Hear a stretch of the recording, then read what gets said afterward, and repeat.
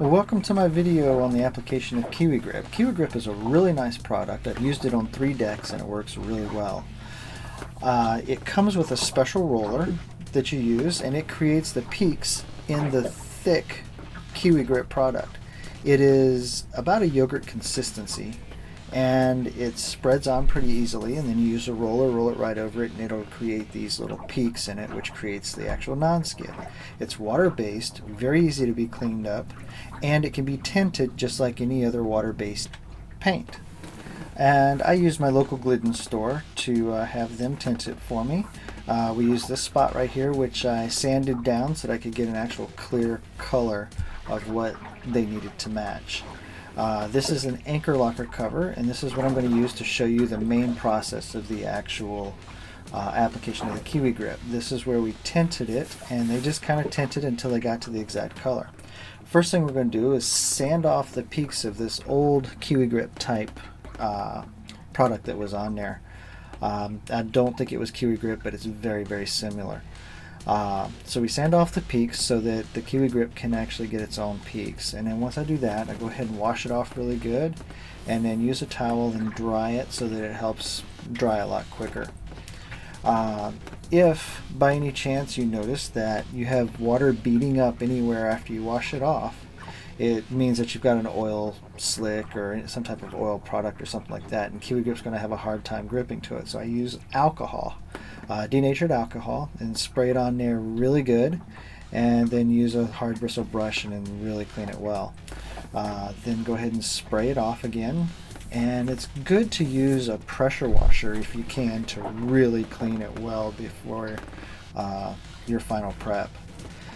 Next thing I do is go ahead and tape everything off. I can use the lines that are already on here to tape off a little bit easier. Sometimes it's easier if you don't have the lines, because then you can just make your own. I use a 3M tape. It's really good. It's kind of a waterproof texture on the top of it, so if you have to leave it overnight or something like that, it's a little bit better weatherproof than the paper style tape or the regular style blue tape. What I'm doing on the inside turns is I can go ahead and bend the tape easily for the inside turns and make them a little bit easier. For the outside turns, I just put the tape over the edges, and that way I can go back and use a razor blade and cut the edges off, like right here. What I'm going to do is just use a really sharp razor blade, cut the edges off. Don't press down too hard, because you don't want to cut into your gel coat or anything else that you might be cutting with that turn. Then just slide the edge of the razor right under the tape and then pull it right up, and now you've got a nice corner. You're going to use this technique throughout the whole boat or the deck, whatever you're using the KiwiGrip on. The best thing to do is pull anything off the deck that you don't mind rebedding, and you'll get the best result that way.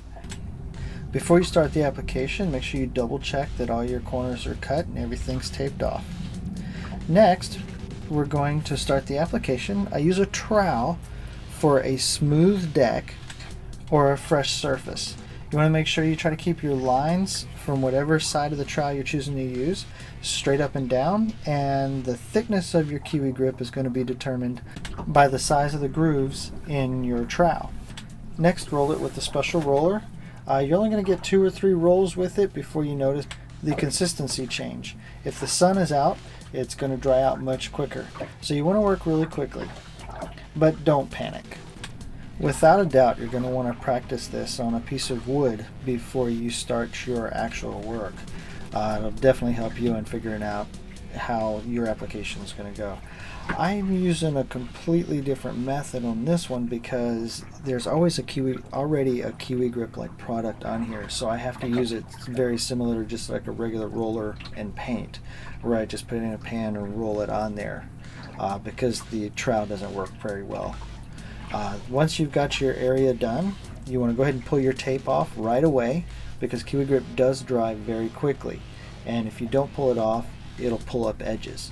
Make sure you have a box handy like you've seen in the prior frames, and that allows it a little bit easier to get your tape in the box. If you have a bag or something to try to put the tape in, you're going to get KiwiGrip everywhere.